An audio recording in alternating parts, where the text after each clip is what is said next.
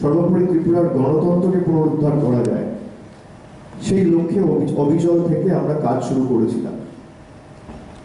10 মাসের মধ্যে অনেক ঘাত প্রতিঘাতের মধ্যে দিয়ে তৃণমূল কংগ্রেস তার সংগঠন বিস্তার করেছে এবং যত দিন গেছে তত বেশি সংখ্যায় মানুষ আমাদের সাথে এসে যুক্ত হয়েছে।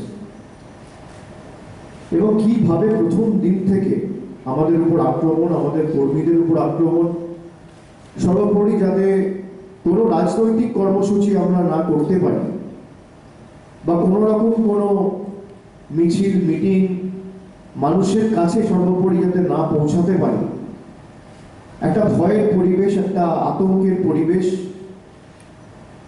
এবং চারিদিকে গুন্ডা বাহিনীর দাপাদাপি, এমনকি শহরাঞ্চলের বিভিন্ন জায়গায়,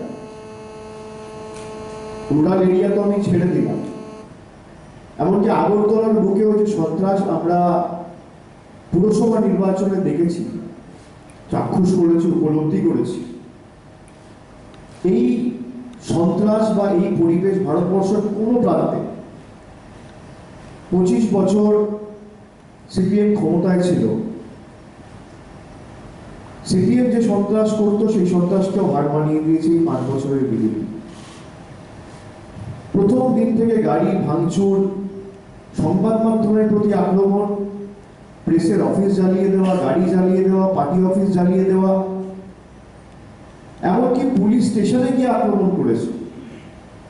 পুলিশ আধিকারিকদের লুকিয়ে থাকতে হচ্ছে অন্ধকার ঘর করে। এমন পরিবেশ যেখানে আদালতে আইনজীবীরা যেতে ভয় পাচ্ছে, হাসপাতালে ডাক্তাররা চিকিৎসা করতে ভয় পাচ্ছে। পুলিশ যার কর্তব্য, যার দায়িত্ব এলাকায় শান্তি শৃঙ্খলা সভ্যতা বজায় রাখা, মানুষকে সুরক্ষা দেওয়া, তারা পর্যন্ত ভীত সন্ত্রস্ত। এবং কিভাবে ভুয়ো মিথ্যা মামলায় একের পর এক মামলা দিয়ে আমাদের কর্মীদের জোর জবরদস্তি কেস দিয়ে জেলে ঢুকিয়ে রাখা, আমরা আইন ব্যবস্থার দ্বারস্থ হয়েছি এবং এই পুরসভা নির্বাচনের কেস আমরা সুপ্রিম কোর্ট পর্যন্ত নিয়ে গেছি, এখনো শুনানি চলছে। আমরা বিচার ব্যবস্থার উপর আস্থা রাখি, কিন্তু আমি ত্রিপুরার আপামর জনসাধারণ সকলকে, প্রবীণ নবীন বয়োজ্যেষ্ঠ সমবয়সী সতীর্থ, জাতি ধর্ম দলমত নির্বিশেষে প্রত্যেক মা ভাই বোনকে আমি অনুরোধ করব যে আমরা যদি রুখে না দাঁড়াই, প্রতিরোধের রাস্তা না বেছে নিই, এই সন্ত্রাস অনন্তকাল চলবে। তৃণমূল কংগ্রেস নিশ্চিতভাবে আপনাদের পাশে প্রথম দিন থেকে রয়েছে। আপনাদের দাবি নিয়ে, আপনাদের সম্মানের স্বার্থে, মহিলাদের সুরক্ষার স্বার্থে আমরা রাস্তায় নেমেছি। কিন্তু জনগণ যদি সম্মিলিতভাবে ঐক্যবদ্ধ হয়ে এই স্বৈরাচারী শক্তির বিরুদ্ধে রুখে না দাঁড়ায়, তাহলে এই লড়াই আমরা জিততে পারবো না। আমরা আমি ত্রিপুরার মানুষের কথা বলছি। রাজনৈতিক দলের সাথে একটা রাজনৈতিক দলের লড়াই এটা নয়, এটা ত্রিপুরার সভ্যতা, ত্রিপুরার সংস্কৃতি, সর্বোপরি সমাজের শান্তি, নারীদের সুরক্ষা এবং রাজ্যের গণতন্ত্রকে পুনরুদ্ধার করার লড়াই। যে আপনারা এক বুক আশা আকাঙ্ক্ষা নিয়ে, চোখে স্বপ্ন নিয়ে 2018 সালে পরিবর্তন করেছিলেন। 25 বছর একটা রাজনৈতিক দলকে দেখলাম, তার আগেও আপনারা কংগ্রেসকে দেখেছিলেন এবং নতুন স্বপ্ন নিয়ে আপনারা ভারতীয় জনতা পার্টিকে ভোট দিয়ে জিতিয়েছিলেন। কেন্দ্রে নরেন্দ্র মোদীজির সরকার আর রাজ্যে বিজেপির সরকার। আপনারা নিশ্চিতভাবে ভেবেছিলেন যে ডবল ইঞ্জিন সরকারের মডেলের কথা, যা বিজেপি প্রতিনিয়ত প্রতি পদক্ষেপে বলে থাকে ধারাবাহিকভাবে, যে কেন্দ্র রাজ্য এক সরকার হলে উন্নয়ন করতে সুবিধা হবে। আপনারা সে দাবি দিয়ে, মান্যতা দিয়ে 2018 সালে প্রায় 36টা আসনে বিজেপিকে জিতিয়েছে। বিজেপির সরকার হয়, তারপর থেকে বিজেপি সরকারি ত্রিপুরায় রাজ্য পরিচালনা করার দায়িত্বে রয়েছে। কিন্তু আপনারা দেখুন, প্রথম দিন থেকে ভুয়ো প্রতিশ্রুতি, একটা প্রতিশ্রুতিও পালন করে যুব সমাজকে আকৃষ্ট করার জন্য বলেছিল যে 50,000 যুবক যুবতীদের আমরা চাকরি দেবো, মিস কলে চাকরি হবে। সব জুমলা, কোনো দাবি পূরণ করতে পারেনি। প্রায় 10,300 শিক্ষকের চাকরি চলে গেছে। স্বাস্থ্য ব্যবস্থা বেহাল, জরাজীর্ণ, এবং 50% ভ্যাকেন্সি এখনো রয়েছে, 50% অকুপেন্সিতে কাজ চলছে। যিনি মুখ্যমন্ত্রী হয়েছেন তিনি একজন ডাক্তার, টাউন বর্গ দোয়ালিতে যিনি লড়ছেন তিনি একজন ডাক্তার। তাহলে স্বাস্থ্য ব্যবস্থার এমন বেহাল দুর্দশা কেন? যুবরাজনগর থেকে সব থেকে কাছের ব্লাড ব্যাংক প্রায় 10-12 কিলোমিটার দূরে। একটা গর্ভবতী যদি মহিলা তাকে হাসপাতালে পৌঁছাতে হয়, কাঁধে করে কোলে করে নিয়ে যেতে হয়, রাস্তার এমন বেহাল অবস্থা। এই হচ্ছে ডবল ইঞ্জিন সরকারের নমুনা। 1 ঘন্টা বৃষ্টি হলে নামে স্মার্ট সিটি, গর্ব করে বলে যে আগরতলাকে আমরা স্মার্ট সিটি করেছি। স্মার্ট সিটির নমুনা কি? 1 ঘন্টা যদি বৃষ্টি হয় এই বুক অব্দি জল হচ্ছে। আর তৃণমূল কংগ্রেসের কর্মী সমর্থকরা রাস্তায় নেমেছে। এমএলএ চিফ মিনিস্টারদের রাস্তায় নামতে দেখা যায়নি। জল জমছে, তিনি নিয়ন্ত্রণ করছেন ভার্চুয়াল সেক্রেটারিয়েট থেকে বসে, আর আমাদের কর্মী সমর্থকরা রাস্তায় নেমে মানুষের পাশে দাঁড়িয়েছে। আপনার সুখে আপনার আনন্দে হয়তো আপনি তৃণমূল কংগ্রেসকে পাননি, কিন্তু আপনার দুঃখে আপনার বিপদে আপনি যখনই কোনো সমস্যার সম্মুখীন হয়েছেন তৃণমূল কংগ্রেস আপনার পাশে এসে দাঁড়িয়েছে। 245 কোটি টাকা বরাদ্দ করা হয়েছে গত 4-5 বছর এই আগরতলাকে স্মার্ট সিটি করার জন্য। এই টাকা কোথায় গেল আমি যদি প্রশ্ন করি, বিজেপির নেতারা উত্তর দিতে পারবে?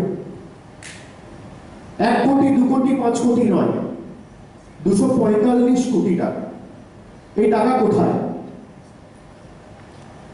কেন আজকে রাস্তাঘাটের এই অবস্থা, শিক্ষা ব্যবস্থার এই অবস্থা, কৃষিক্ষেত্রে ত্রিপুরা পিছিয়ে, বেকারত্বের হার যদি আপনি দেখেন, আর এই তথ্য আমার না, CMIE তথ্য যদি আপনি দেখেন, centre of monitoring of Indian economy, তার যে পরিসংখ্যান তথ্য, ত্রিপুরায় বেকারত্বের হার 18%, বাংলায় বেকারত্বের হার 4%। দেখুন, আমি কথা কম কাজে বেশি বিশ্বাসী। মানিক সাহা যখন মুখ্যমন্ত্রী হন তিনি বলেছিলেন যে আমি এই যে সংস্কৃতি, যে বিজেপি কোনো বিরোধী দলকে মিটিং করতে দেবে না, মিছিল করতে দেবে না, এর বিরুদ্ধে। কিন্তু আপনি দেখুন সুরমায় যে ঘটনা ঘটেছে, আমরা নির্বাচন কমিশনের কাছে প্রতিনিধি দল পাঠিয়েছি, আমরা পুলিশে কমপ্লেন করেছি, আমরা ইলেকশন কমিশনে কমপ্লেন করেছি। একটা দোষীকে তো অ্যারেস্ট করা দূরের কথা, ডেকে পর্যন্ত জিজ্ঞাসাবাদ করা হয়নি। মুখ্যমন্ত্রীর নাম কি? মানিক সাহা। তাহলে মানিক সাহা যে কথাগুলো বলছে তার বাস্তবে কোনো প্রতিফলন নেই। তিনি যদি কাজে সেটা করে দেখাতে পারেন, আমার থেকে খুশি কেউ হবে না, বা ত্রিপুরার মানুষের থেকে খুশি কেউ হবে না। এই যে মুখ আলাদা, মুখোশ আলাদা, মুখ কিন্তু এক। বিপ্লবদেব যেভাবে এই অপশাসন চালিয়ে এসছে, গাজোয়ারি চালিয়ে এসছে, জোর জবরদস্তি, জুলুমবাজি, দাদাগিরি, গুন্ডা বাহিনীর রাজনীতি চালিয়ে এসছে, একইভাবে মানিক সাহাকে বসিয়েছে। আপনি বলুন না, 36টা এমএলএর মধ্যে একটা এমএলএ পেল না যে মুখ্যমন্ত্রী হবে। তার কারণ তারা জানে যে আমরা যদি জুলুমবাজি না করি, আমরা যদি গায়ের জোরে রাজনীতি না করি, গুন্ডা বাহিনীর রাজনীতি না করি, ত্রিপুরায় বিজেপি খাতা খুলতে পারবে না আগামী নির্বাচনে। আমি দায়িত্বের সাথে আপনাকে বলছি। তাই এমন একটা লোককে বসাও যে দিল্লির রিমোট কন্ট্রোল হিসেবে কাজ করবে। দিল্লি থেকে বলে দেওয়া হবে জোর জবরদস্তি ভোট করো, ওরা জোর জবরদস্তি ভোট করবে। দিল্লি থেকে বলে দেওয়া হবে এই প্রকল্প হবে তো এই প্রকল্প হবে, এই প্রকল্প হবে না তো এই প্রকল্প হবে না। বুঝলে, একটা 36টা 35টা বিধায়কের মধ্যে একটা বিধায়ক আপনি পেলেন না যাকে আপনি মুখ্যমন্ত্রী করতে পারবেন। ত্রিপুরার একটা যোগ্য সন্তানকে আপনি চিহ্নিত করতে পারলেন না। আপনি চিহ্নিত করলেন এমন একজনকে যার ভাবমূর্তি লোকের কাছে সজ্জন, কিন্তু রিমোট কন্ট্রোল হিসেবে কাজ করবে। আমি মানিক বাবুকে অনুরোধ করব যে আপনি যদি সত্যি ত্রিপুরার গণতন্ত্রকে পুনরুদ্ধার করতে চান, আপনি যে কথাগুলো বলছেন তার বাস্তবে প্রতিফলন কোথায়? এই যে সুরমায় আক্রমণ হয়েছে, আমাদের প্রার্থীদের উপর আক্রমণ হয়েছে, স্টেজ ভাঙা হচ্ছে, বাইক বাহিনীর দাপাদাপি হচ্ছে, তো আপনার পুলিশ নীরব দর্শকের ভূমিকা এখনো পর্যন্ত কেন? আপনার পুলিশ কেন একটা দোষীকে ডেকে জেলে ঢোকাবে না বা জিজ্ঞাসাবাদ করবেন? উনি যে কথাগুলো বলছে শুধুমাত্র মানুষের কাছে জুড়লে, আর কিচ্ছু না। এই একই জিনিস বিপ্লব দেবের আমলে যা চলতো, তৃণমূল ঢুকেছে, বিপ্লব দেবকে চাপে পড়ে সরাতে হয়েছে। সোজা কথা আমি সোজাভাবে আপনাদের বলছি।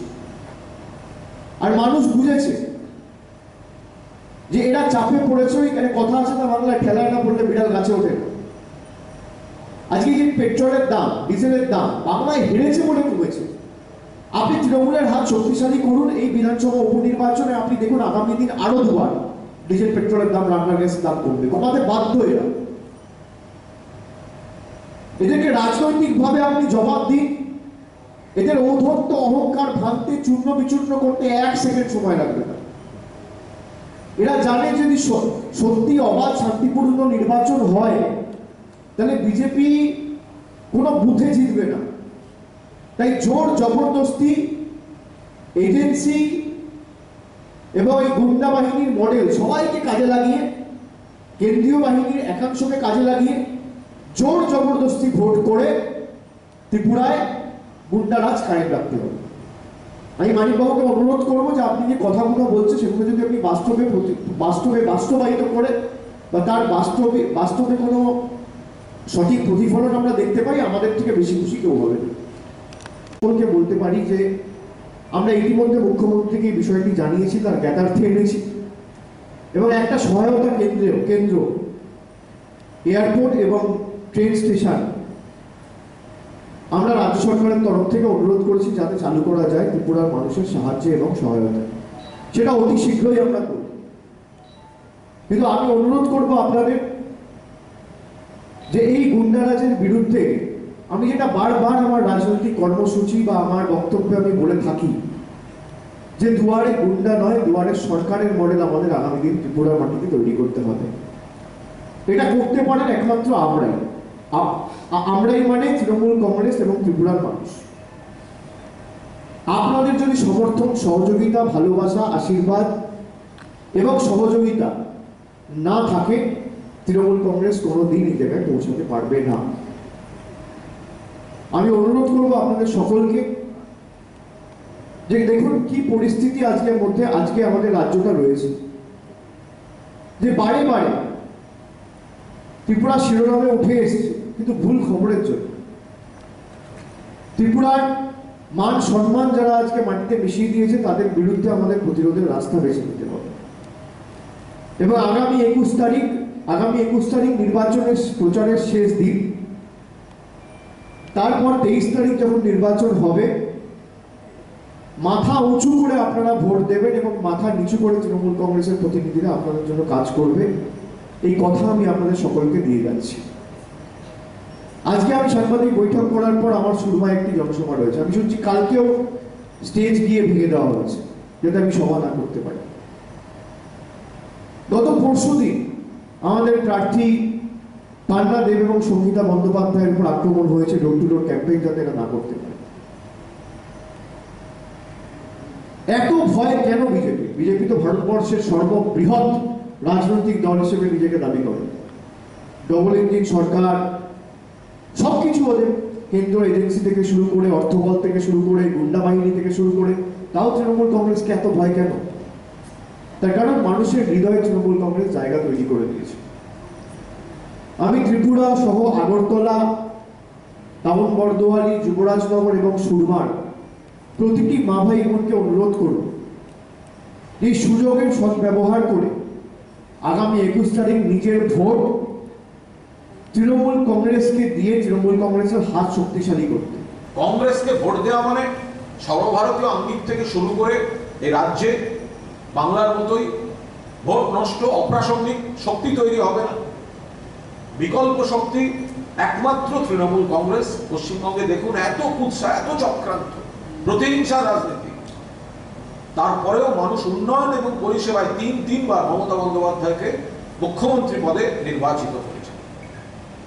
আমাদের সর্বভারতীয় সাধারণ সম্পাদক বারবার বলেছেন যে একটা সুযোগ তৃণমূলকে দিন, বাংলায় যতগুলি স্কিম আছে, একে তো ত্রিপুরার অপশাসন সন্ত্রাস, কিন্তু বাংলার স্কিমগুলো আপনারা দেখুন, সেগুলি আপনারা আপনাদের কাছে নিয়ে যাওয়ার জন্য, দুয়ারে সরকার আপনাদের কাছে উন্নয়ন নিয়ে যাওয়ার জন্য তৃণমূল কংগ্রেসকে ভোট দিন।